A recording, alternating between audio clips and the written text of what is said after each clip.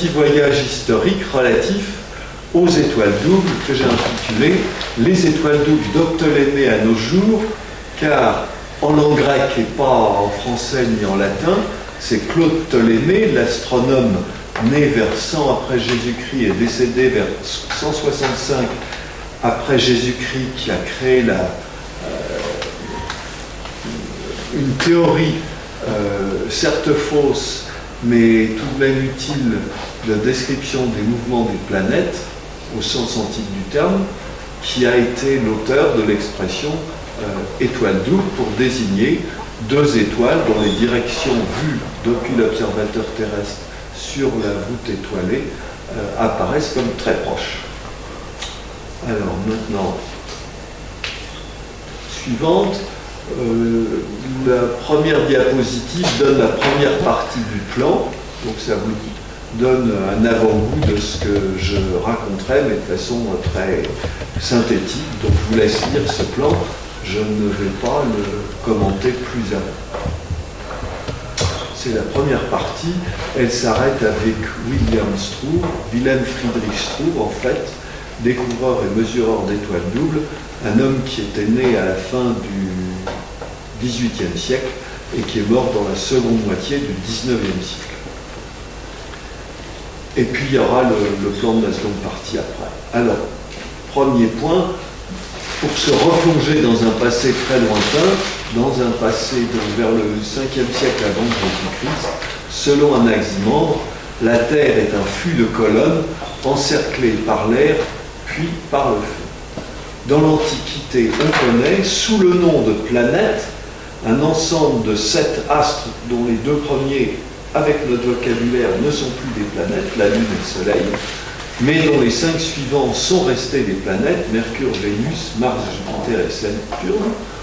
On connaît les comètes jugées annonciatrices de présages, et ces présages étaient pris très au sérieux, puisqu'il y a eu un roi d'Athènes qui, d'après une arrivée de comète interprétée par ses astrologues, a décidé de faire la guerre à Sparte, et Athènes a perdu la guerre contre Sparte. Et puis, la sphère des Fixe, comportant les étoiles groupées en constellations. Et il faut toujours se rappeler que les constellations des uns ne sont pas les constellations des autres. Une carte du ciel chinoise montre les mêmes étoiles, mais avec des noms différents et surtout des groupements complètement différents. Je fais un saut de 1500 ans jusqu'en 1609 sur les lois de Kepler dont j'ai parlé hier soir. Donc je vous laisse lire et je n'élabore pas davantage, parce que je pense l'avoir traité assez en détail hier soir.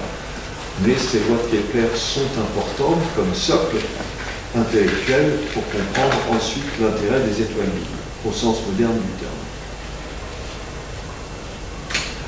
Alors là, nous entrons vraiment dans le vif du sujet. Et c'est avec Galilée que mon discours proprement dit commence. En 1609, Galilée observe le ciel avec la lunette astronomique inventée quelques années auparavant par le Hollandais Leeuwenhoek, qui lui devait regarder les petits animaux, je crois. Et Galilée fait plusieurs découvertes très importantes, les 4 principaux satellites de Jupiter, les taches solaires, les cratères lunaires, les phases de Vénus. Et indépendamment de ces très grandes découvertes, sur le plan intellectuel, il propose de mettre à l'épreuve le dogme de la fixité des positions des étoiles sur la voûte céleste au moyen des étoiles doubles. Et le raisonnement est quand deux étoiles ont des directions très éloignées sur la sphère des fixes, disons de l'ordre de la dizaine, de la trentaine ou de la cinquantaine de degrés, la mise en évidence d'un tout petit déplacement qui se chiffrera, on peut dire maintenant, en fraction de secondes de degré, peut-être même en quelques secondes de degré, est hors d'atteinte avec les moyens techniques de l'époque. Par contre, pense Galilée, si dès le départ on se préoccupe de deux étoiles dont les directions sont très voisines, alors sur deux étoiles dont les directions sont très voisines, donc avec un angle très petit, mettre en évidence une variation de ce tout petit angle sera peut-être faisable. En tout cas, c'est ce qu'il espère. Et surtout, Galilée a une bonne raison de faire une telle proposition. Il appartient à la génération où quelques hommes éclairés comme lui sont convaincus par les œuvres de Copernic et Kepler, c'est-à-dire par le fait que la Terre tourne autour du Soleil. Si maintenant nous considérons une étoile autre que le Soleil, nous sommes sur Terre, à un instant donné, la Terre se trouve dans une certaine direction par rapport au Soleil, 6 mois après, elle se trouve dans la direction opposée par rapport au Soleil. L'angle sous lequel de l'étoile on verrait le segment Soleil-Terre est appelé la parallaxe. Alors la parallaxe ou la demi-parallaxe, je vais oublier la définition, mais peu importe, la parallaxe. Et c'est un angle dont on sait maintenant qu'il est extrêmement petit. À l'époque, on n'en avait pas du tout l'idée. Continuons. Alors maintenant, au lieu de considérer une étoile, nous allons considérer 2 étoiles. Et nous allons faire l'hypothèse, on peut toujours dire, contrairement à la notion de sphère des fixes avec des étoiles à des distances toutes identiques, je suis persuadé que Galilée n'y croyait pas, une des étoiles est lointaine et l'autre est proche. Et si pour chacune des 2 étoiles, vous vous projetez sur l'image précédente, eh bien, la parallaxe de l'étoile lointaine sera beaucoup plus petite que la parallaxe de l'étoile proche. Autrement dit, la variation d'orientation du segment Terre et étoile lointaine sera très petite, et la variation de l'orientation du segment Terre-étoile proche sera plus grande. Donc nécessairement sur une période lointaine, l'angle étoile lointaine, Terre, étoile proche va varier de façon périodique avec une période d'1 année. De combien, on ne sait rien, mais sur le plan des principes, le raisonnement de Galilée paraît solide. Alors, au cours du XVIIe siècle, il y a occasionnellement des découvertes d'étoiles nues. Et la première qui est sur cette liste, Bologne 1650, l'étoile Zeta Ursae Majoris, donc Mizar, qui est très écartée pour nous, c'est une douzaine de minutes et non pas de secondes. Et puis Theta Orionis, Gamma Arietis, Alpha du Centaure dans l'hémisphère sud, Gamma Virginis, une des plus intéressantes du ciel, parce qu'on sait maintenant que son orbite est très particulière, elliptique et très allongée, Castor, en Angleterre, donc plusieurs nationalités concernées. Et je dirais que les étoiles doubles sont à l'astronomie, et une petite liste, ce que les champignons ou les insectes sont en botanique ou en zoologie, un catalogue des curiosités dans leur domaine. Il faut accepter la diversité de ce qu'offre la nature. Et vers la fin du XVIIIe siècle, à Mannheim en Allemagne, Christian Mayer publie un premier catalogue qu'il intitule De Novis in Cielo Sidereo Phenomenis. Vous remarquerez qu'en latin, les déclinaisons permettent de rapprocher les mots qui doivent aller ensemble, mais maintenant la traduction française, les mots ne seraient pas mis de la même façon. Ça, c'est de la linguistique, mais cette affaire linguistique n'est pas un détail. Dans son exposé l'autre jour, Pierre Diran a mentionné un haut fonctionnaire de la monarchie française qui devait être un collecteur d'impôts, Darquier de Pellepoix. Et Darquier de Pellepoix avait son observatoire près de Toulouse, il lisait les travaux de Herschel, il était curieux, il se posait des questions, et il devait aller lire des textes en latin publiés par Cassini, et il épiloguait sur la signification des phrases en latin, bien qu'il fût un latiniste. Pierre Durand a parlé assez longuement de William Herschel, donc je ne vais pas m'étendre trop à son sujet, mais rappeler quelques faits majeurs le concernant que Pierre a élaboré nettement plus que je vais le faire maintenant. Donc, né dans le duché de Hanovre le 15 novembre 1738, ayant émigré à la suite d'un de ses frères militaires dans un régiment de Hanovre appelé à se déplacer en Grande-Bretagne, maître de chapelle à Basse et rétribué comme tel, astronome amateur, extrêmement doué, attiré par l'astronomie, grand bricoleur, vendeur de télescopes qui lui donnent quelques revenus pour en fabriquer d'autres et de plus puissants pour lui-même, et observateur d'étoiles doubles, car il a eu connaissance, ça je ne sais pas comment, de l'idée de Galilée. Et il l'a reprise à son compte, il a voulu la mettre en œuvre. Et ça, c'est un des événements majeurs de l'histoire de l'astronomie, parce que en faisant cela, il s'est mis à étudier les étoiles doubles pendant longtemps. Et la durée n'est pas un détail, il ne pouvait pas savoir que c'était essentiel, mais après ces 25 ans, le résultat fut là. Mais observer les étoiles doubles et s'occuper de musique et s'occuper de construction de télescopes ne suffisait pas à occuper un homme aussi bien organisé, et aussi volontaire et aussi imaginatif et créatif, parce qu'il avait la curiosité en parallèle de regarder avec les très grands télescopes qu'il avait construits à quoi ressemblait la voûte étoilée, et il a vu ce que Kant, vers la même époque, appelait des univers-îles et qu'on appelle de nos jours des galaxies. Il a écrit des comptes rendus, mais je pense que personne de son temps ne pouvait comprendre le sens profond de ces comptes rendus, parce que ce qu'il avait vu, personne ne pouvait le voir après lui, puisque personne, pendant plusieurs décennies, n'a jamais disposé d'instruments aussi grands, se rapprochant d'un mètre d'ouverture.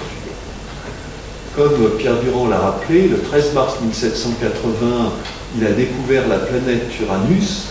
Là, il ne s'agit pas d'étoiles doubles, mais ça a changé sa vie pratique, puisque le roi lui donne de l'argent, lui donne de quoi vivre, et dès lors, il n'a plus besoin de gagner sa vie comme musicien. Il reste certainement intéressé par la musique, mais il peut se consacrer entièrement à sa passion pour l'astronomie. Vous avez vu avec l'exposé de Pierre, et je vais peut-être en montrer une image de son télescope qui a 12 mètres de long et qui demandait tout un tas d'aides. Il a découvert le rayonnement infrarouge, et l'année charnière du point de vue qui m'occupe aujourd'hui, c'est l'année 1803, puisque après 24 ou 25 ans d'observation d'étoiles doubles, et quelques-unes qu'il a reprises longtemps après, il s'est fermement persuadé, et il l'explique dans un article d'une importance exceptionnelle, que les mouvements relatifs d'étoiles doubles qu'il a observés ne sont pas ceux qui résulteraient d'un simple effet de perspective, ce que l'on appelle aujourd'hui les couples optiques. Donc cet article publié, l'exposé qu'il a fait à Royal Society, Société royale de Londres, le 9 juin 1803, qui a été publié peu après, est le point de départ d'une nouvelle spécialité de l'astronomie, les étoiles doubles, parce qu'elles ont dès lors un intérêt scientifique. Pour clarifier les choses, que sont les couples optiques et les couples physiques? Les couples optiques, ce sont des couples constitués de deux étoiles, et si l'on prend comme référence celle qui est la plus brillante, que j'appellerai maintenant l'étoile principale, en appelant étoile compagnon l'autre composante, le mouvement relatif du compagnon par rapport à l'étoile principale, c'est une ligne droite. Et ce comportement, on peut faire une pause, il est équatoriale, brésilienne ou autre. Donc, le dessin de principe montre l'étoile principale et son compagnon, et ce compagnon, sur la même image, on voit différentes positions à peu près équidistantes, en supposant qu'on ait repéré la position du compagnon à des temps qui sont en progression arithmétique.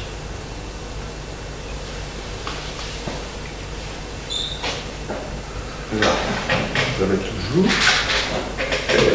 La grande nouveauté avec cet article de Herschel, c'est la découverte de trajectoires relatives incurvées. Donc l'idée est la même, une étoile principale représentée une seule fois, et une étoile compagnon dont les positions successives au cours du temps sont représentées sur la même image de principe toujours.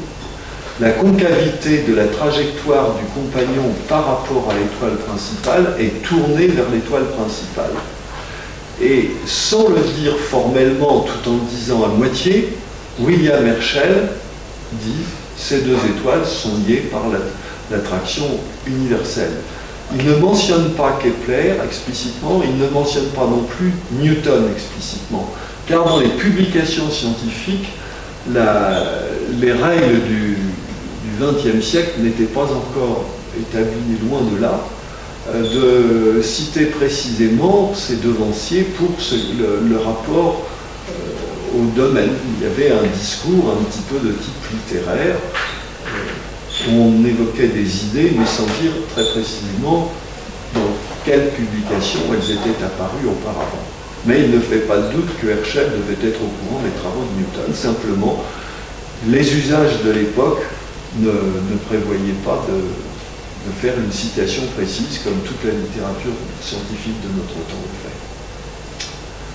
fait. Et cette découverte-là, elle est majeure, et si on poursuit l'idée que Herschel n'a pas vraiment explicité, mais qu'il avait probablement, eh bien, la détermination des trajectoires des étoiles doubles doit permettre d'accéder à la connaissance des masses. Et cette idée-là, elle n'a pas échappé au lecteur de l'article Herschel, peut-être pas dans l'année de la publication, mais dans les quelques décennies qui suivent, puisque une première méthode de calcul d'une orbite d'étoile double a été publiée en 1827, donc 24 ans plus tard, par un Français, Félix Savary, dans l'addition à la connaissance des temps pour 1930. Et Savary a fait deux choses, donc ça n'était pas que de la théorie, c'était aussi de la pratique. Il a publié un premier article qui était la théorie du calcul d'orbite, et un deuxième article où il a appliqué sa propre théorie, méthode de calcul pour calculer quelques orbites. Alors, le raccordement avec Kepler et Newton est le suivant. En 1687, Isaac Newton avait avait diffusé dans ce livre appelé Principia Philosophiae Naturalis la loi de l'attraction universelle, et de cette loi qui dit que la force qui attire deux masses est proportionnelle à chacune des masses et inversement proportionnelle au carré de la distance, il a déduit les trois lois de Kepler dans le cas des planètes. Ces trois lois seraient exactes, pourvu que chaque planète soit toute seule à côté du Soleil. De la découverte de Newton, il résulte clairement que s'il y a plusieurs planètes, les choses sont un petit peu plus compliquées. Mais comme le Soleil a une masse très fortement dominante, les lois de Kepler sont une bonne approximation. Quand on passe des planètes aux étoiles doubles, il ne faut pas parler de la troisième loi de Kepler, mais d'une généralisation de la loi de Kepler, parce que cette fois, le rapport du cube du demi-grand axe au carré de la période ne redonne pas à chaque fois la même valeur qui serait la masse du Soleil, mais donne une valeur éminente qui peut être vraiment variable, qui est la somme des masses des deux composantes de l'étoile double. Et ceci se démontre Et c'est l'objet d'un autre exposé, d'une autre conférence, alors purement mathématique, que j'ai donnée quelquefois ici même à Vadrome. Mais donc, cette équation simple est un des résultats de l'application de la loi de l'attraction universelle avec pas mal de calculs différentiels et intégral, mais qui est du niveau des classes préparatoires aux grandes écoles, ou peut-être même de la classe terminale que j'avais connue. Donc, puisque les étoiles doubles donnent un moyen d'accéder à la connaissance au moins relative des masses des étoiles, alors il vaut la peine de mesurer des étoiles doubles. Alors je vous demande pardon pour une chose, en tout cas sur mon image là. Ah non, pour vous ça n'y a pas ce défaut. Donc c'était seulement ce défaut-là, moi, sur mon écran. Ici je représente les coordonnées relatives du compagnon par rapport à l'étoile principale. Dans un cours de mathématiques des lycées et collèges, on apprend qu'il y a des repères de coordonnées cartésiennes, c'est-à-dire avec deux axes perpendiculaires, l'axe des abscisses noté par la lettre X, l'axe des Y noté par la lettre Y. Eh bien, pour les étoiles doubles, on a besoin d'un repère, mais la convention utilisée laisse de côté le repère cartésien. On prend un repère de coordonnées polaires. Et avec dans un système de coordonnées polaires, on repère la position du compagnon, noté B et représenté en bleu de façon conventionnelle sur cette image, par rapport à l'étoile principale, notée A et représentée en rouge orangé. Ces deux composés, ces deux coordonnées, la distance AB est notée ρ, mais dans le cas qui nous intéresse, il faut bien voir que c'est la distance angulaire des deux étoiles sur le fond du ciel et non pas la distance linéaire. Or, il y a un instant, quand j'ai parlé d'accéder à la connaissance des masses en s'appuyant sur une orbite, eh bien, pour faire les calculs qui conviennent, les distances dont il s'agisse, ce ne sont pas des distances angulaires, ce sont des distances linéaires, donc il faudra connaître la distance du groupe. Ça n'est pas directement le travail du dupliciste, mais pour parvenir aux masses, il faut se préoccuper de cette distance du groupe. L'autre coordonnée, l'angle de position, c'est l'angle θ entre le segment qui va dans le champ de la lunette ou du télescope de l'étoile principale A vers la direction du nord et le segment qui va de l'étoile A vers le compagnon B, et on compte les angles en allant depuis le nord vers l'est. Ces problèmes de convention sont très importants, sinon les chiffres publiés par un astronome devraient être modifiés par un autre, et il y aurait des incompréhensions. Donc ces choses-là ont dû être convenues il y a déjà fort longtemps.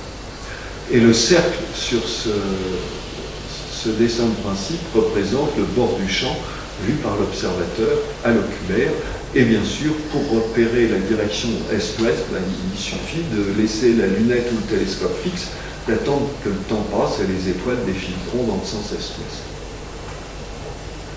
Alors, comment mesurer ρ et θ? Je reviens un petit peu sur ce que Pierre Durand a dit, parce que c'est très fondamental.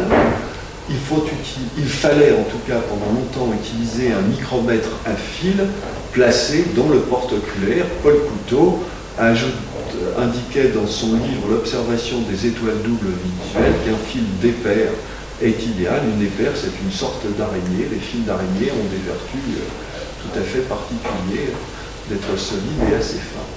Et puis, le fil, il faut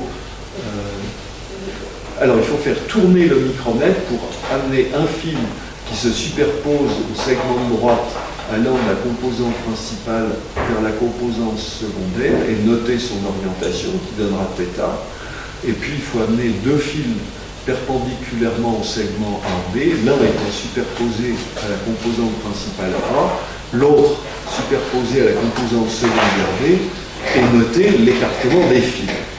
Donc tout ce que j'ai dit là, c'est très simple à comprendre. Je dirais même c'est un jeu, quasiment un jeu d'enfant. Un enfant de 10 ans qui a fait un minimum de géométrie peut comprendre ça. Mais quand on est sur le ciel, la situation change non pas un peu, elle change radicalement. Hier soir, j'ai regardé un certain nombre d'étoiles doubles, eh bien il y avait une très forte turbulence, et mettre un fil sur l'étoile A et un autre fil sur l'étoile B, j'aurais bien été incapable de faire. J'avais bien deux petites taches proches l'une de l'autre, mais l'ensemble des deux dansait pas mal, et ça dépendait aussi du choix de l'oculaire, du fait que l'on mettait un amplificateur de Barlow, et s'il y a l'amplificateur de Barlow, un oculaire un peu puissant, le positionnement de l'œil est critique, il y a un endroit où on ne voit rien. Donc la théorie est simple, la mise en œuvre, ça demande de l'expérience, et c'est le plus souvent difficile. Conséquence pratique, depuis 200 ans avec les micromètres à fil, il y a eu beaucoup de mesures qui ont été faites, mais des tas d'observateurs se sont donné beaucoup de mal, mais au cours des âges, eh bien, il y a eu des observateurs dont on sait, avec le recul du temps, grâce à des calculs d'orbite faits ensuite, qu'ils ont fait des bonnes mesures, et il y a eu d'autres observateurs dont on sait avec le recul qu'ils ont fait des mesures moyennes ou médiocres. Je peux dire, sans que ce soit injurieux, du tout, vis-à-vis d'un défunt germano-américain, c'est-à-dire un Allemand qui a travaillé d'abord à Munich et puis déménagé aux États-Unis et observé à l'observatoire Sparsford, qui était à la fois un assez bon observateur et un bon calculateur d'orbite.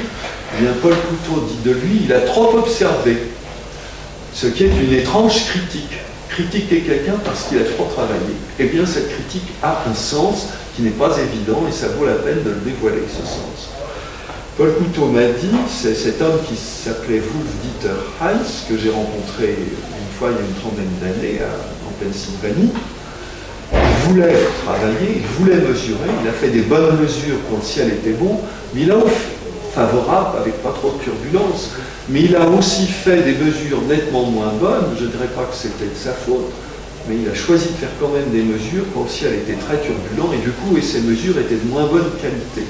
Alors bien sûr, dans les publications, les observateurs indiquent en principe la qualité de la turbulence, mais donner une information fiable sur la qualité de la turbulence et la qualité des mesures est difficile, et Paul Couteau se disait il aurait mieux valu qu'il se soit abstenu pour n'avoir publié que des bonnes mesures, et son image d'observateur aurait été meilleure. Mais c'est dire que la mesure est vraiment quelque chose de difficile, pas parce que c'est de la géométrie, il ne faut pas se tromper dans la convention, mais d'abord à cause de cette turbulence et du fait que l'œil humain est en cause et que la vitesse de réaction du cerveau aux images, elle est ce qu'elle est physiologiquement, on ne nous changera pas, nous sommes programmés génétiquement comme ça.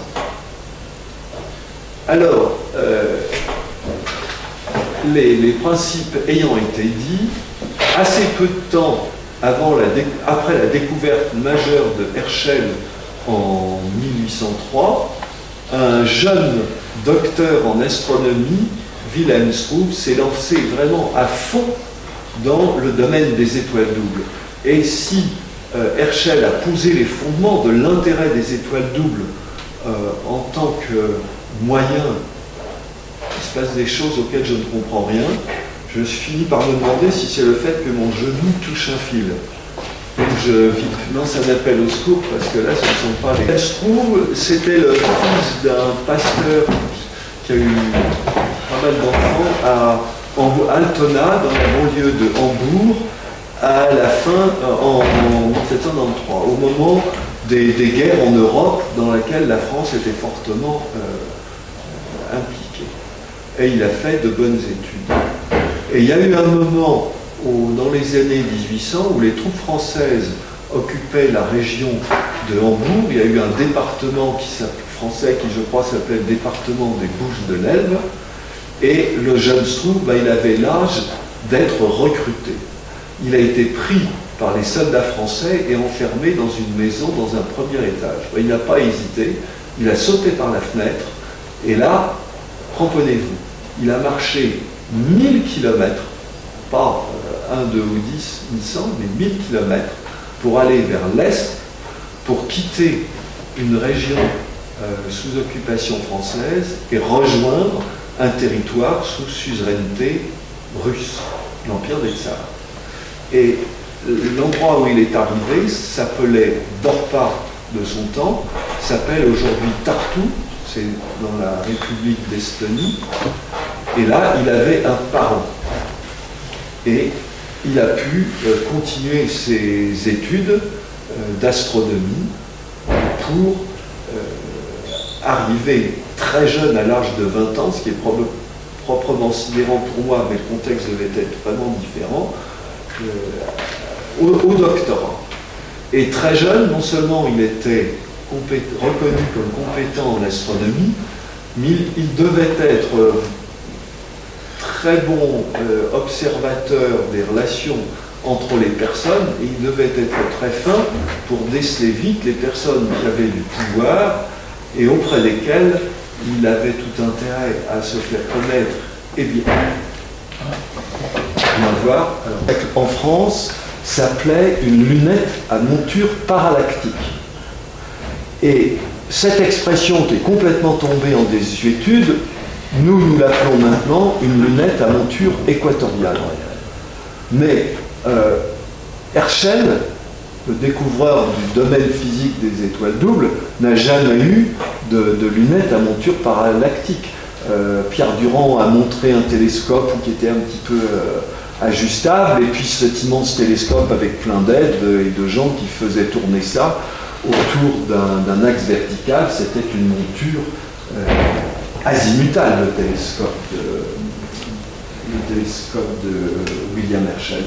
Donc, Struve, il a compris très bien qu'il allait falloir s'occuper des positions relatives d'une composante, de la position relative d'une composante par rapport à l'autre, et qu'on avait besoin des coordonnées équatoriales pour raccorder ces coordonnées locales, on est dans un monde différentiel, aux coordonnées équatoriales, et avoir une monture équatoriale serait très utile. Donc il savait ce qu'il voulait très bien, et pourquoi, et il s'est adressé à quelqu'un par une bonne intermédiaire, le tsar, qui était prêt à financer très largement pour un projet qui lui plaisait. Je crois que le tsar ne comptait pas beaucoup.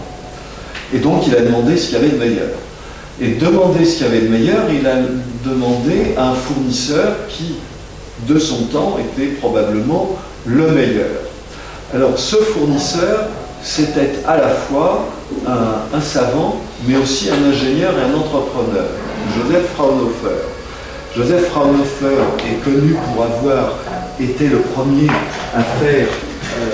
à enregistrer un spectre du Soleil avec des tas de raies, mais Fraunhofer a été un entrepreneur qui fabriquait des instruments d'astronomie de qualité. Et il a demandé le meilleur. Et bien la plus grande taille que l'on pouvait faire à l'époque, c'était un objectif de 24 cm d'ouverture. Mais Fraunhofer, il faisait fabriquer à Munich. Et le client, enfin, pas l'utilisateur, le client c'était le tsar, mais l'utilisateur, le prescripteur, lui, il était à Dorpa, c'était très loin. Donc, la lunette et tous ses accessoires, il fallait les faire voyager en sécurité. Donc Fraunhofer a envoyé 22 caisses ou 21 caisses avec des sous-ensembles, et à l'arrivée, la lunette a été construite, et, a été assemblée. Et là, Wilhelm Struve a été très diligent pour 2 ou 3 semaines, la lunette a été construite, et tout de suite il s'est mis au travail. Et son premier objectif, c'était de rechercher des étoiles. Il était persuadé qu'il y en avait beaucoup. Il savait qu'à terme, il faudrait déterminer les masses, ça c'était le but à moyen ou long terme, mais à court terme, il était persuadé qu'il y avait beaucoup d'étoiles. Et donc pendant 2 ans, avec des aides qui écrivaient, lui, il balayait les ascensions droites, déclinaison par déclinaison, et il ne passait que quelques secondes. Une fois qu'il avait vu qu'une étoile était double, il notait découverte, elle était simple, il passait à la suivante. ce qui fait qu'il a pu examiner un nombre phénoménal d'étoiles en un peu plus d'1 an et demi.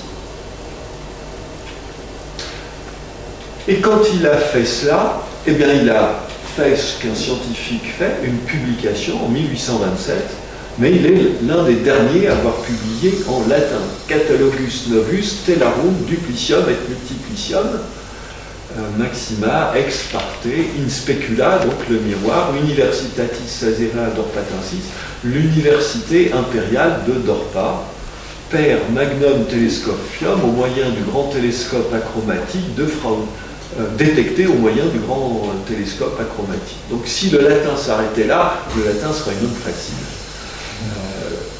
Auteur F.G. W. Struve. Alors le G, je ne sais plus ce que c'est,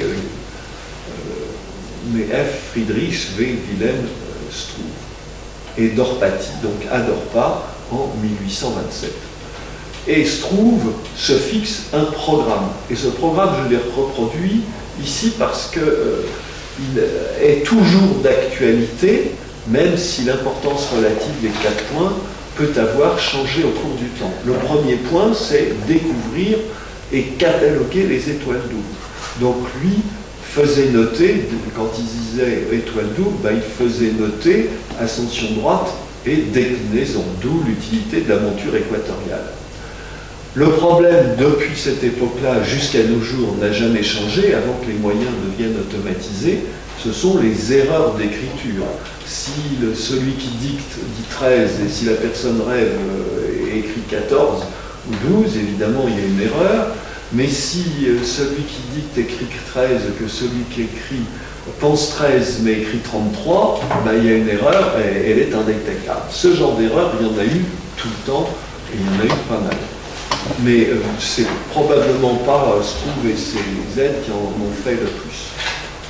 Donc le catalogage, ça passe par le fait d'indiquer les coordonnées équatoriales des étoiles doubles. Maintenant, comme 2 siècles se sont écoulés, il n'est pas innocent de rappeler que la précession des équinoxes existe, que les coordonnées équatoriales de 1827 ne sont pas les coordonnées équatoriales de maintenant. Il faut des corrections, mais ces corrections, on sait très bien les faire. Il faut les faire. Deuxième objectif, en faire des mesures micrométriques. Ça veut dire très précisément mesurer l'angle de position θ, la séparation angulaire ρ, au moyen d'un micromètre à fil. Car pendant très longtemps, le seul type de micromètre connu, c'était le micromètre à fil, donc inventé par le britannique, l'anglais Gascoigne, et rapidement perfectionné par le rouennais Auzout, puisque c'est quand la commission s'est réunie à Rouen qu'on a beaucoup parlé d'Auzout naturellement. Troisième objectif, et là je vais faire une digression rigolote, je crois du moins, en estimer les éclats et les couleurs. Alors pourquoi est-ce que je fais une digression rigolote? C'est parce qu'il y a 25 ou 30 ans, au sein de notre commission, j'ai entendu Paul Muller, quelqu'un qui était né en 1910 et qui est mort en 2000, qui a provoqué la création de la commission des étoiles doubles, astronome professionnel spécialiste du domaine et attaché à l'histoire. Il nous a dit, bien voilà, il y a un lien peu connu, inattendu, mais bien réel, entre les étoiles doubles d'une part, et d'autre part, ce que l'on appelle l'effet Doppler-Fizeau.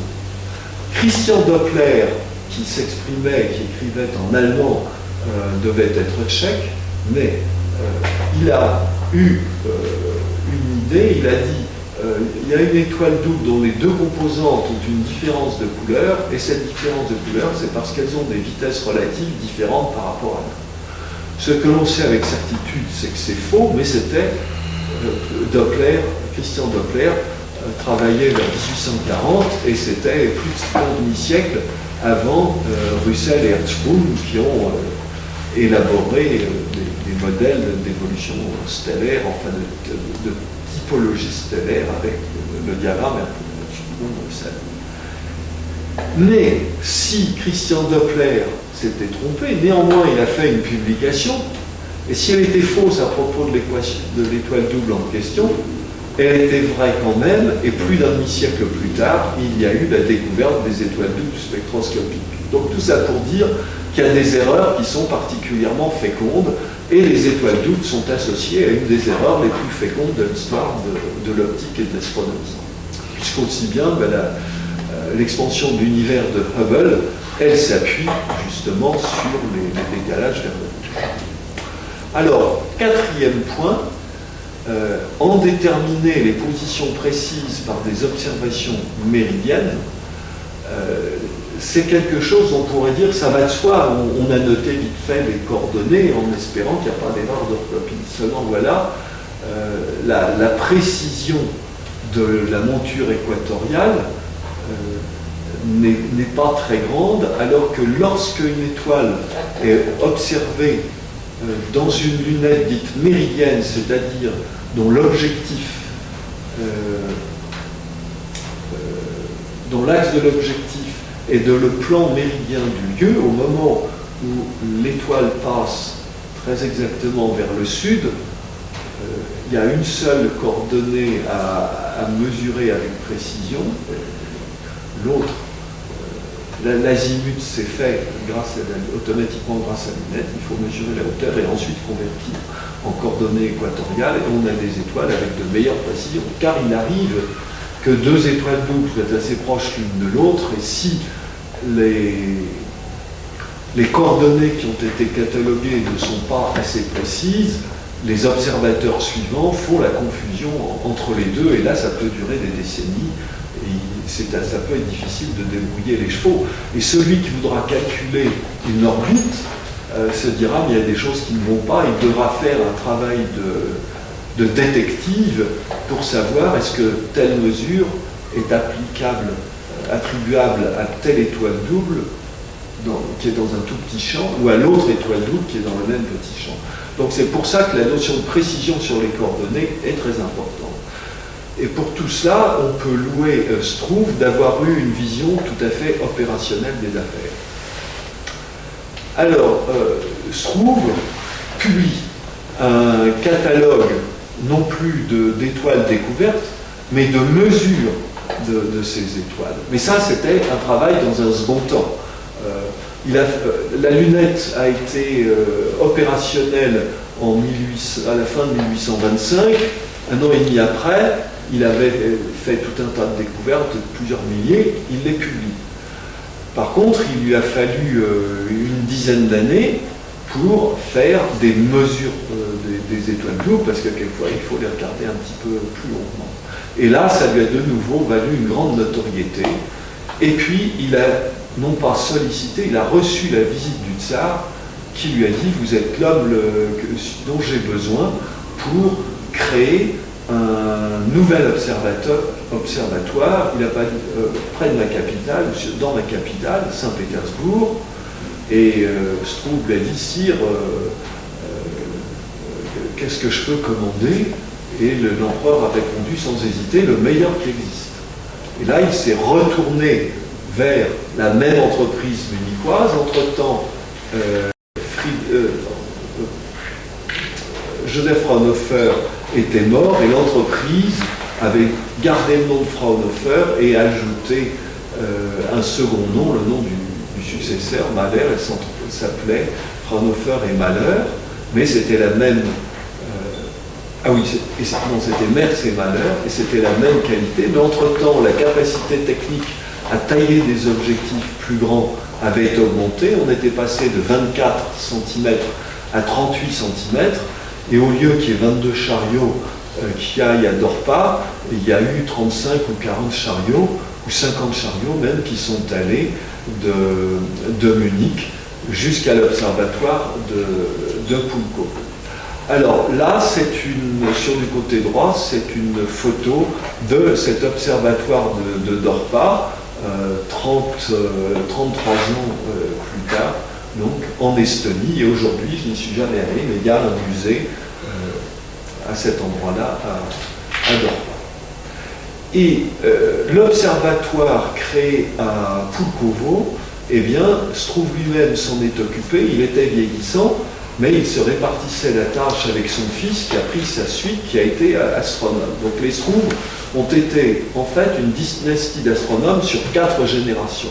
Mais Friedrich a travaillé avec son fils.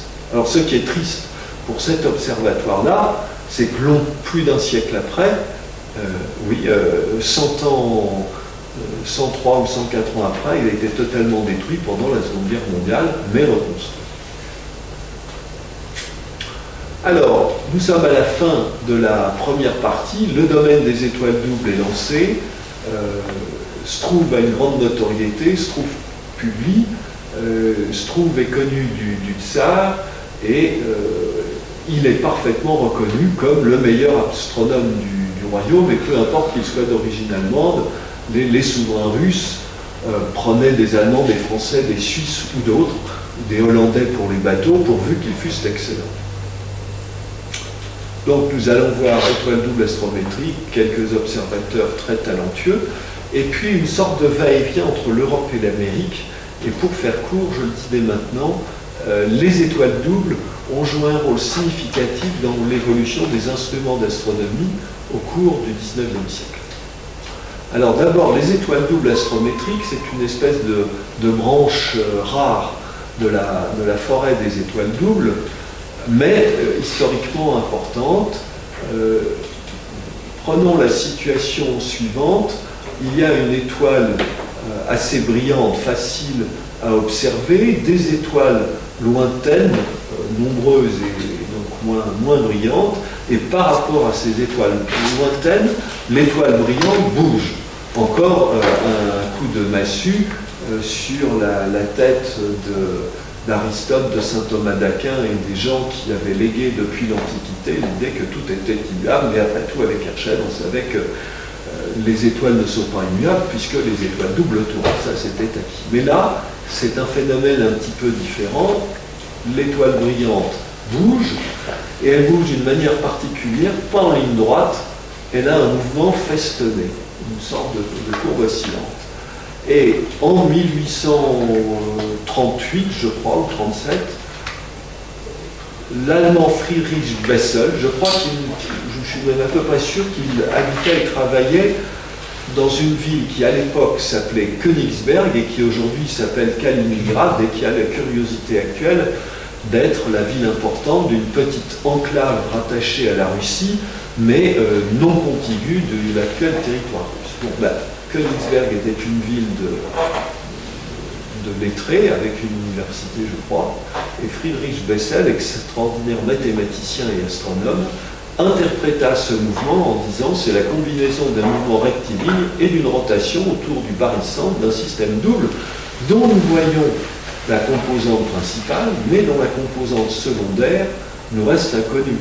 Mais malgré l'absence de visibilité de la composante secondaire, il est possible de déterminer une orbite, et dans le cas de l'étoile Sirius, cette orbite fut calculée par un astronome qui s'appelait Petri. Je ne sais plus s'il était allemand ou britannique, probablement britannique. Et nous allons retrouver l'étoile Sirius et son compagnon dans un moment. Nous revenons en Angleterre. Il y a eu un autre observateur tout à fait extraordinaire. J'ai du mal à me représenter quelqu'un qui regardait si bien, qui mesurait si bien dans un contexte où les instruments étaient moins développés qu'aujourd'hui. Mais les faits sont les faits. Il avait une lunette qu'aujourd'hui, nous amateurs, nous considérerions comme minuscule. Moins de 10 cm d'ouverture. Il utilise certes un oculaire avec un amplificateur de Barlow. Il a une trentaine d'années. Il fait des mesures de très grande qualité. Alors, il est marié, il perd sa femme, et à ce moment-là, il déménage, il se remarie, et il devient l'assistant d'un noble très fortuné en utilisant l'instrument, la lunette de ce noble dans son observatoire privé à Londres. Alors, il y a quelque chose d'étonnant, cet homme-là, je dirais, à sa manière d'astronome, il était un peu comme Janus Difrons. Il était un certain homme face aux étoiles et un autre homme dans la vie courante, dans sa vision, puisque l'anecdote dit qu'il avait un œil de lynx pour regarder les étoiles, mais qu'il ne reconnaissait pas sa femme quand il la croisait dans la rue. J'ai un peu de peine à le croire, mais c'est attesté. Bon, il n'y a pas de témoins visuels qui vivent encore aujourd'hui. Alors, il a été en relation avec quelqu'un dont je vais parler juste après, qui s'appelle Almon Clark. Et comme il a eu, alors qu'il n'était qu'amateur, une très grande notoriété vis-à-vis de tout ce qui comptait en astronomie en Europe, eh bien, il a donné en retour de la notoriété à Almon Clark, avec qui il a beaucoup correspondu. Et en 1860, chose tout à fait rare pour un amateur, il est devenu membre de la Royal Society. Mais il a perdu sa seconde femme, et là, il a arrêté de faire l'astronomie. Il n'a pas fait énormément de mesures, mais c'est là où le témoignage d'un excellent spécialiste comme Paul Couteau est très intéressant. Paul Couteau écrit, certes, il n'a pas fait énormément de mesures, mais avec le recul d'un siècle et demi, maintenant que beaucoup des étoiles découvertes par Herschel ou découvertes par Wilhelm Struve ont été mesurées régulièrement par Dose et par bien d'autres après lui, d'autres après lui mesuraient peut-être moins bien, ont fait des erreurs. Et dans l'accomplissement de cette démarche, les devanciers avant Couteau se sont rendus compte que les écarts des mesures de Dose étaient particulièrement petits pour des étoiles très serrées relativement au petit diamètre des étoiles, des doubles mesurées par Dose. Et c'est en ce sens-là que Dose a été un observateur vraiment exceptionnel. Alors on peut dire à peu près la même chose d'Ercole Dąbrowski, qui est aussi atypique que Dose, aussi farouchement attaché à la mesure des étoiles doubles, et dont personne n'aurait jamais imaginé qu'il se serait devenu un des observateurs les meilleurs de son siècle. Parce que c'était le fils d'un général français d'origine polonaise, le général Dębowski, et d'une milanaise, Madame Visconti, dont Stendhal se serait épris. Il a été officier dans la marine autrichienne. Il faut dire que l'Empire d'Autriche-Hongrie à cette époque avait des territoires qui allaient jusque dans ce qui est maintenant la Croatie et l'Italie du Nord, avec une façade maritime. Mais cet Ercole Dąbrowski a dû s'ennuyer dans la marine et se dire, moi ce qui m'intéresse c'est l'astronomie, il va avoir un petit peu d'argent. Il s'est lancé à fond dans la mesure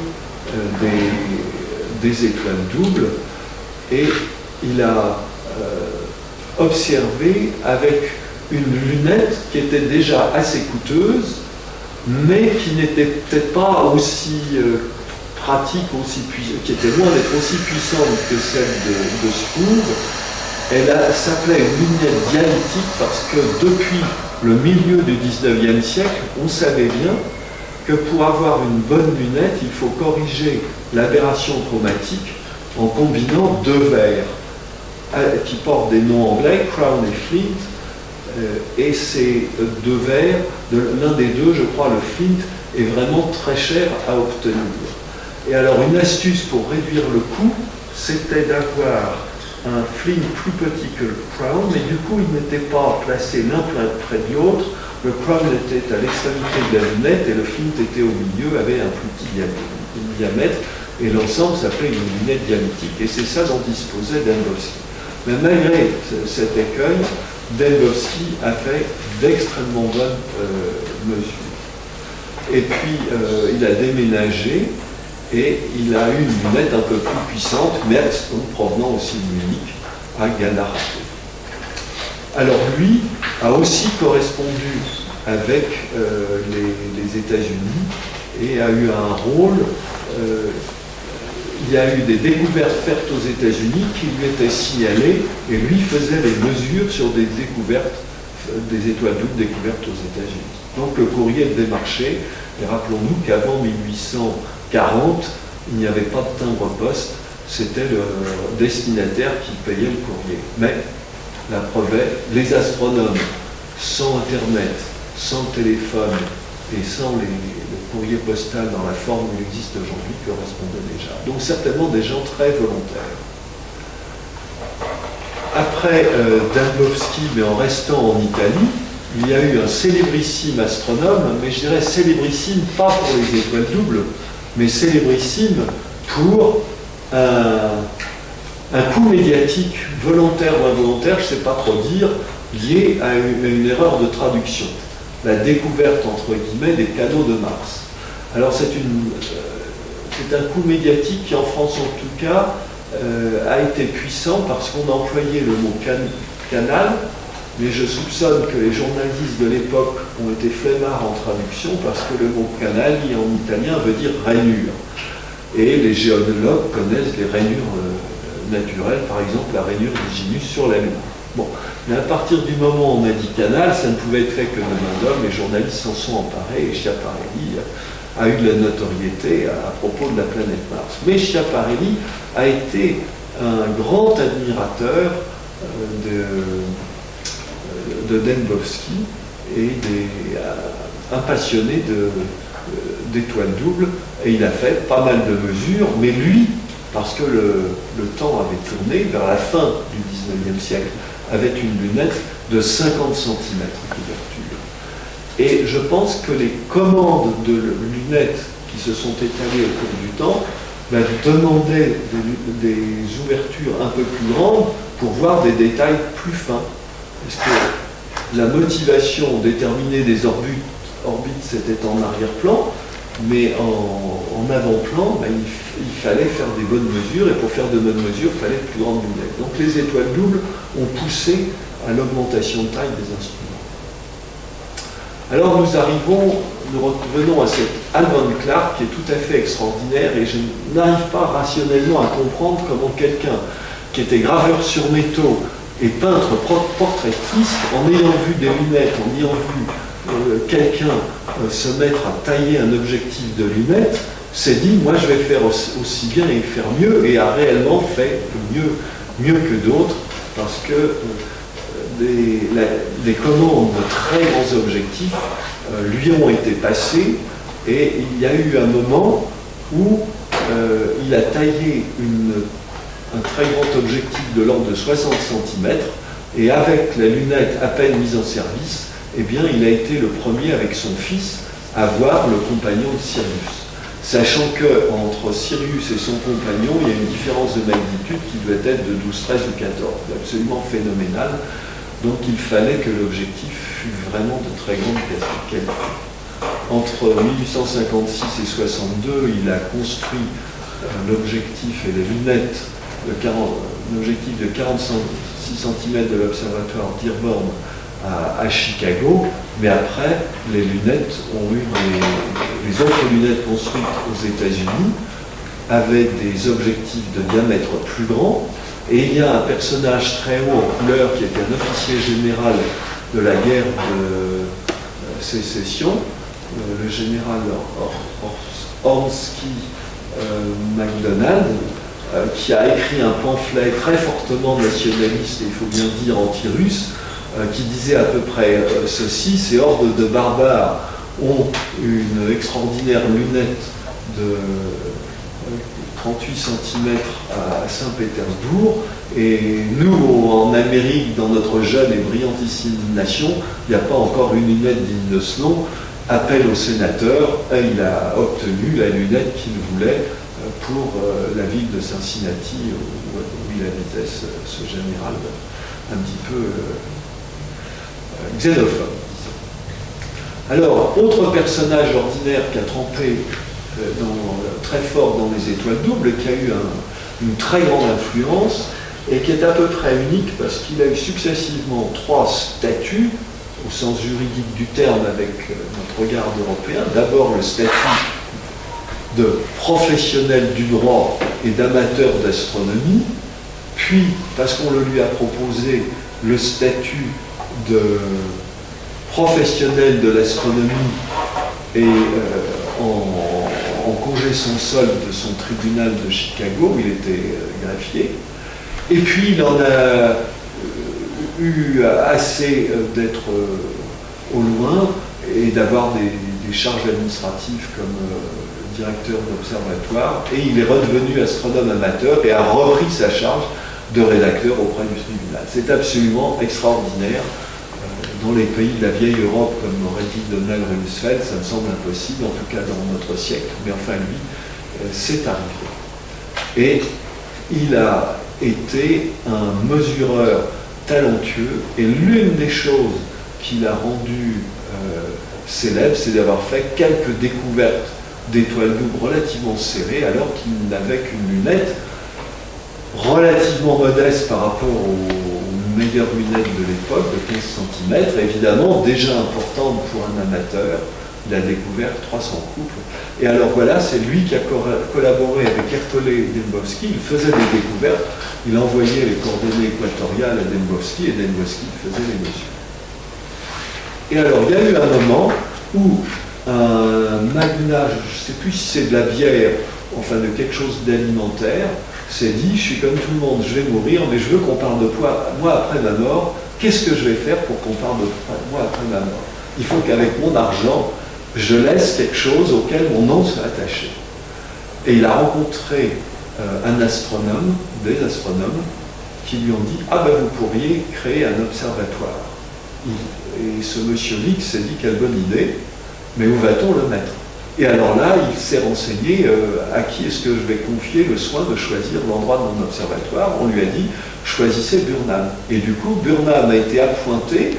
Il a fait depuis Chicago jusqu'en dans la côte ouest, à l'époque où il y avait encore des Indiens des plaines, un assez long voyage pour aller sur le site d'une colline et juger de la qualité du site. Et il avait une lunette de 15 cm où il observait tous les jours pendant quelques mois. Après, il a fait un rapport, il a dit le site est très bon, et monsieur Lick a dit d'accord, c'est là qu'on va construire une lunette. Et il y a eu la construction d'un observatoire autour d'une lunette avec un objectif qui avait ce diamètre. Ce fut en son temps la première lunette du monde. Elle n'allait pas rester éternellement, parce que 13 ans après, ou 12 ans après, non, 9 ans après, il y a eu la lunette de l'observatoire Yerkes à Lake Geneva, dans l'État de Wisconsin, qui est un petit peu au nord de l'État où se trouve Chicago, l'Ohio, voilà. Mais c'était les deux plus grandes, et après il n'y a plus de lunettes opérationnelles plus grandes. Il y a eu des lunettes plus grandes qui ont été construites, mais ça n'a pas duré. Et ces lunettes avaient été, les objectifs de ces lunettes avaient été taillés par Al Van Clark, dont j'ai parlé. Donc le mystère de la formation d'Al Van Clark, je n'en sais rien. Dans ce que je vous raconte, je m'appuie presque entièrement sur le livre de Paul Couteau, Ces astronomes fous du ciel, ou l'histoire de l'observation des étoiles doubles.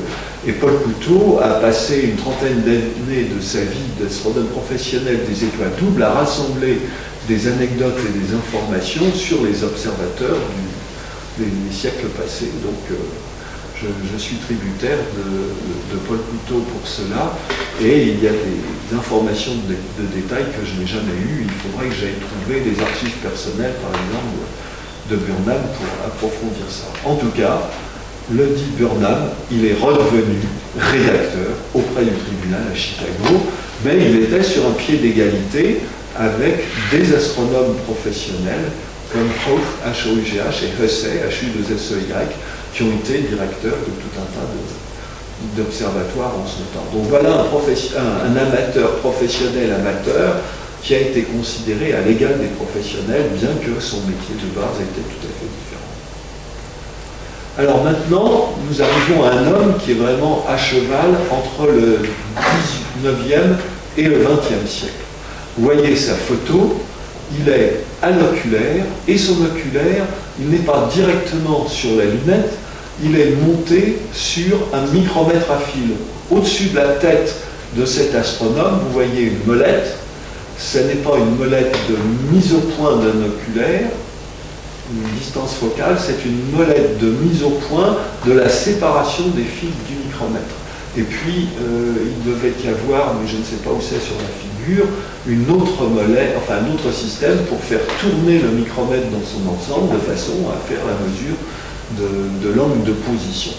Eh bien, cet homme-là, il a fait un nombre de mesures important, 26 650, il a découvert de nombreux couples, mais ce qui l'a rendu particulièrement connu, c'est d'avoir écrit un livre dans lequel il a reproduit toutes les étoiles doubles connues de son temps, en 1932, et un grand nombre des mesures de son temps. Donc son livre est resté pendant 2 ou 3 décennies la référence de base. Aujourd'hui, c'est impossible de faire un livre équivalent, parce que ça serait une bibliothèque et que personne n'achèterait 15 livres bourrés de chiffres quand on met ça sur des fichiers électroniques.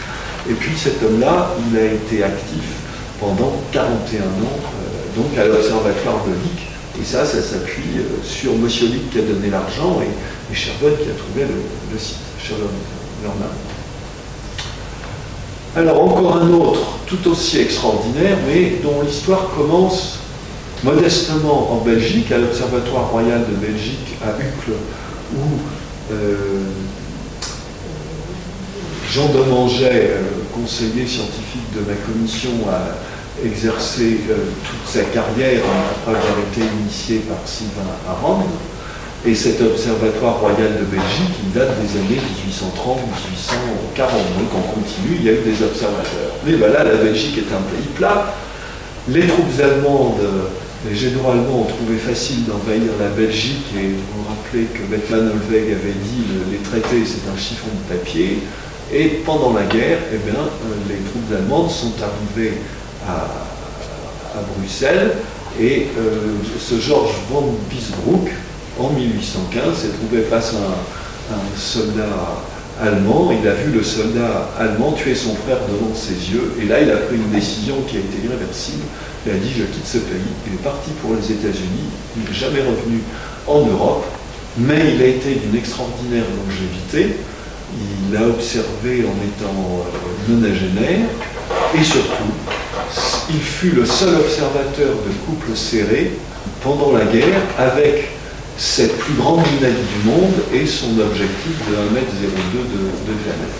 Et puis il a observé aussi au télescope de 2 mètres de l'observatoire de McDonald au Texas, et il a été l'un des quelques observateurs, il y en a peut-être une dizaine ou une quinzaine, mais pas très nombreux, spécialisés dans les étoiles doubles, qui étaient capables de parler en détail des conditions d'observation à la lunette et des conditions d'observation au télescope. Et Paul Couteau a fait un stage avec lui à Yerkes et a fait des voyages en voiture avec lui de Yerkes dans le Wisconsin au Texas, qui est à 2000 km de là. Alors il y a eu un article dans l'astronomie consacré à Vizorek quand il est mort, donc en vous reportant vers un numéro ancien. Cet homme-là, il émerge parce que le nombre des mesures qu'il a faites. Il a fait environ le double de celui qui est second dans ce tableau d'honneur des mesureurs. Il paraît qu'il était un très bon mesureur, et il était aussi un bon calculateur d'orbite. Il travaillait en Afrique du Sud. Alors là, on peut parler d'un effondrement de l'Afrique du Sud après sa génération. Il n'y a quasiment plus rien eu en matière d'étoiles doubles en Afrique du Sud, alors que pendant un siècle, 3/4 de siècle, les gens implantés en Afrique du Sud, lui en particulier, avaient fait un travail extrêmement remarquable. Alors maintenant, j'arrive en France dans cette histoire avec quelqu'un dont je pourrais dire qu'il est non pas le père, mais le grand-père ou l'arrière-grand-père, le grand-père de la Commission des étoiles. Pourquoi ? Parce que Robert Jonker a été considéré par Paul Couteau, par son maître. Robert Jonker était né en 1888, il est mort en 1972-74, donc il a vécu assez longtemps. Il était le fils d'un industriel du Nord qui avait beaucoup d'argent, qui avait plusieurs enfants, et quand il a eu 18 ou 20 ans, il n'a pas eu de problème d'avoir à rechercher un emploi. Il avait de quoi vivre, et son père lui a dit trouve-toi, fais quelque chose pourvu que ce soit intelligent et intéressant. Il a dit papa, ce sera l'astronomie. D'accord, a dit le père. Le père lui a dit va donc. Ah oui, le père l'avait déjà envoyé faire un stage linguistique en Angleterre pour apprendre l'anglais, un stage en Allemagne pour apprendre l'allemand. Il savait couramment l'anglais, couramment l'allemand. Il lui a dit trouve-toi un endroit pour vraiment t'initier au domaine d'astronomie qui t'intéresse. Et il est allé faire, en 1908, un stage à l'Observatoire de Strasbourg, alors sous autorité allemande, et il a obéi aux ordres du directeur, mais il a appris le domaine des étoiles doubles là-bas, à Strasbourg, ville allemande. Et puis, de retour de cela, comprenant tout ce dont il avait besoin, ayant des grandes disponibilités d'argent, il achetait une lunette qui n'était pas gigantesque du tout par rapport à ce qui existait chez les professionnels en Europe ou aux États-Unis, mais gigantesque par rapport à celle des amateurs de l'époque, une lunette qui avait un objectif d'un diamètre de 35 cm. Et puis il a fait construire un bâtiment, installer sa lunette, et puis il a rétribué un astronome adjoint, Van der Donck, à qui il dictait ses mesures, et puis un cuisinier, un jardinier, et du personnel ancillaire. Et il a mené grand train, mais de façon intelligente, à faire de l'astronomie.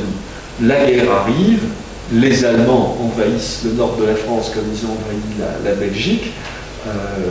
Lui se réfugie en Angleterre à Greenwich, où il a des accointances astronomiques, et pendant la guerre, il fait des mesures à l'observatoire de Greenwich. Vous avez un tableau de chiffres qui montre qu'il a fait 252 découvertes, ce qui n'est pas rien. La guerre arrive, il rentre en France, mais son observatoire était dévasté.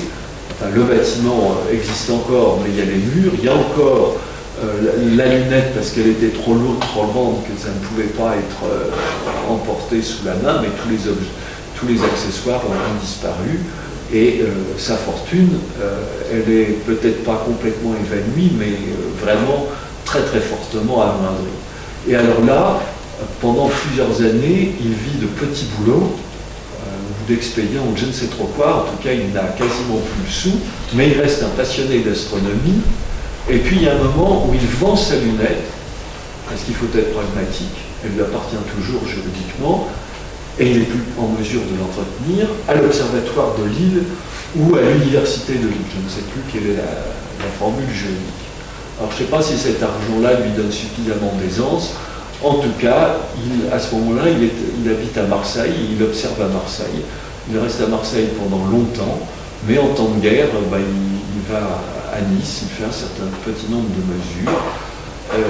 Et au début des années 50, quand Paul Couteau a obtenu sa thèse de doctorat en astrophysique théorique sur les naines blanches, Jean-Claude Pecker lui dit voilà, on a besoin de vous pour vous occuper d'étoiles doubles. Il n'y connaissait rien ici. Et Paul Couteau s'y lance à fond, mais il se dit pour apprendre la spécialité, ce n'est pas les grands professeurs, genre Pecker-Schaffman, qui vont l'apprendre, ce sont les gens qui connaissent la spécialité.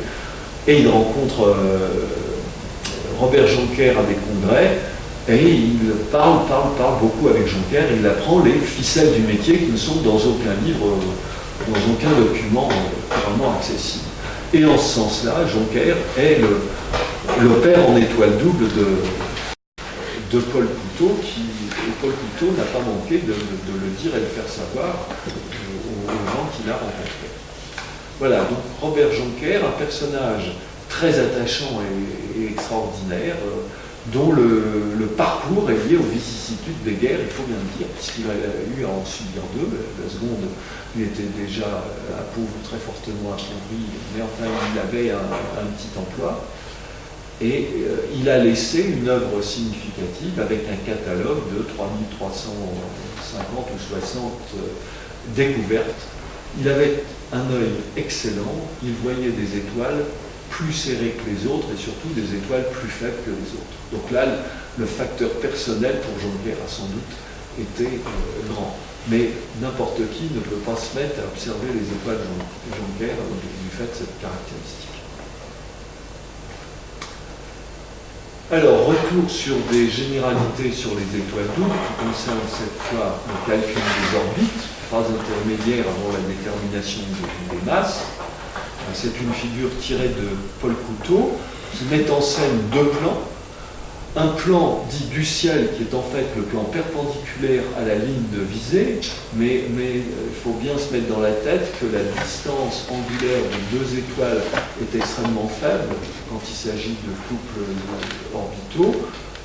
une ou quelques secondes, ce qui est minuscule par 3600 fois plus petit qu'un degré, donc c'est minuscule par rapport à la taille de la voûte céleste. Donc l'approximation du plan, elle est bonne, mais en fait, l'orbite dont on sait qu'elle est plane à cause des lois de Kepler, elle est dans un plan qui peut être n'importe lequel, donc a priori un plan différent du plan du ciel, donc il y a un angle a priori inconnu entre le plan du ciel et le plan de l'orbite vraie.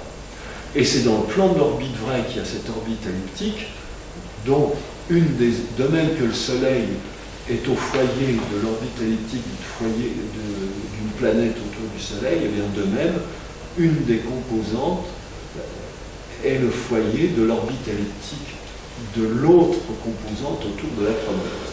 Alors bien sûr, tout cela est relatif du point de vue de la mécanique céleste, mécanique tout court.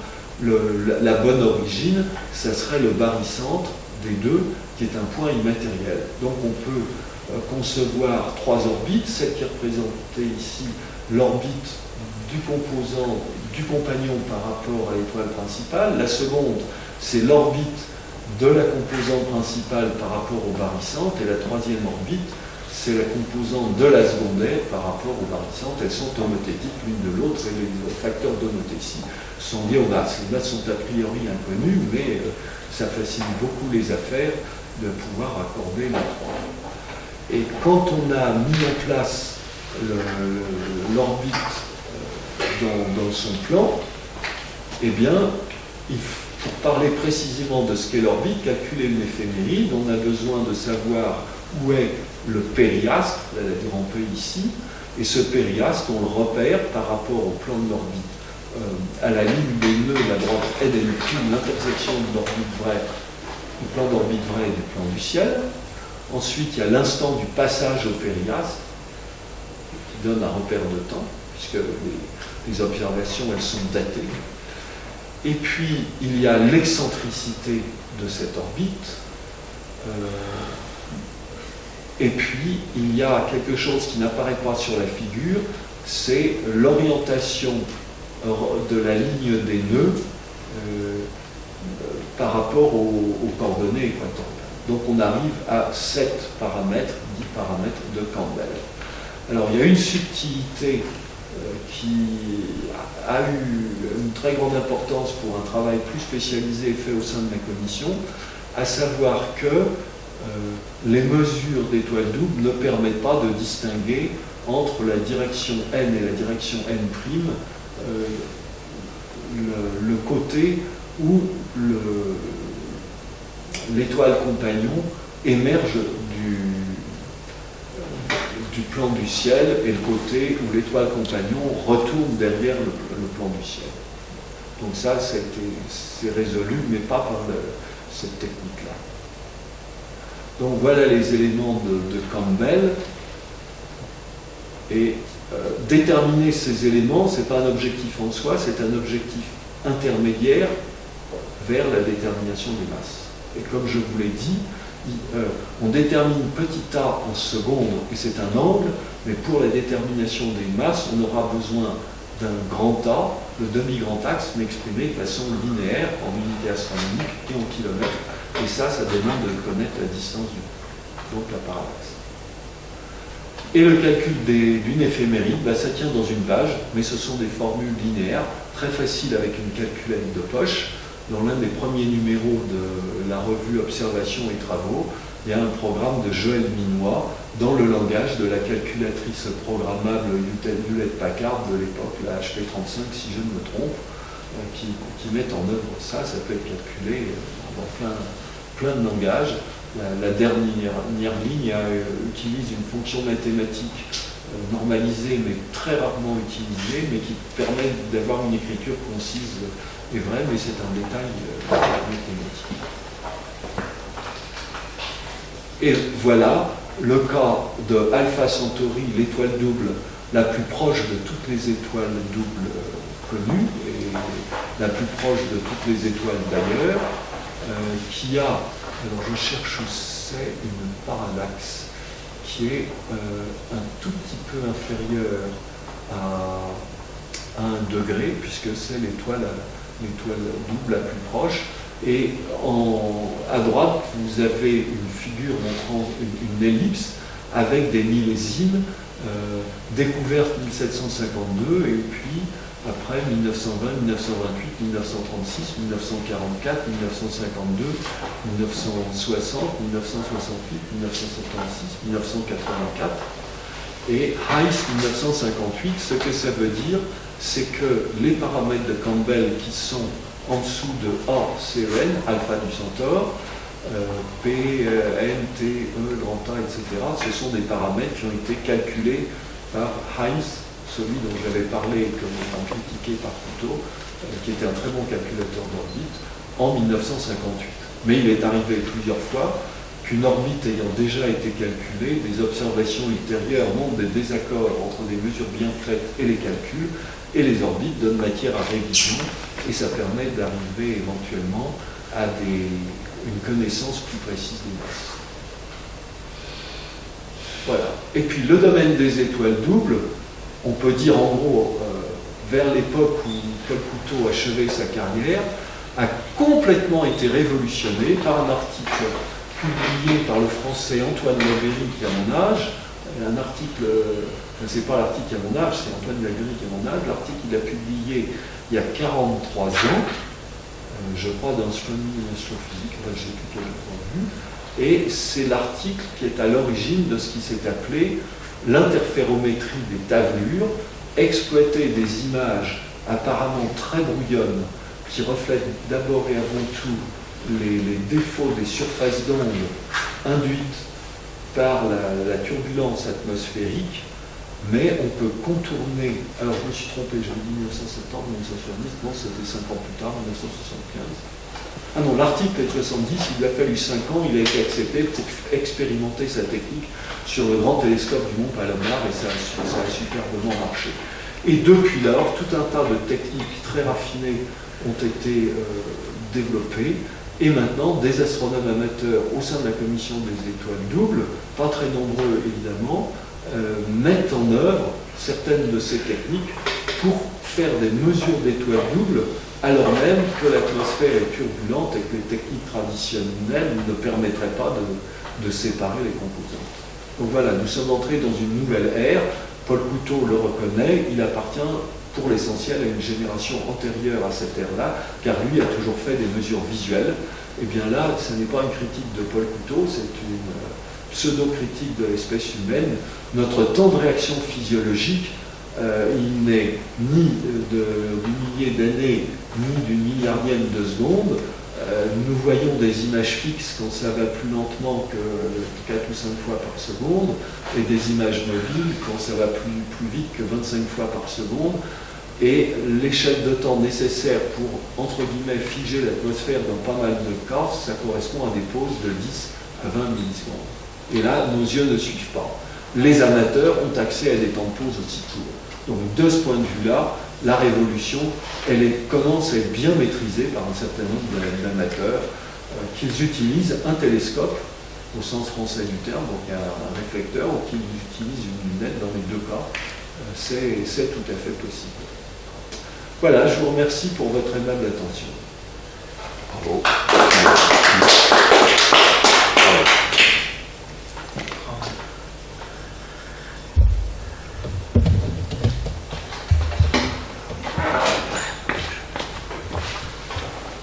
Voilà, une commission des étoiles doubles se réunira les samedis 5 et dimanche 6 septembre au col Bayard à Gap. Pardon, j'ai dit septembre, excusez-moi, j'ai voulu dire octobre. Octobre. Aussi, juste une question. Finalement, Galilée a réussi à en voir des étoiles doubles ou pas?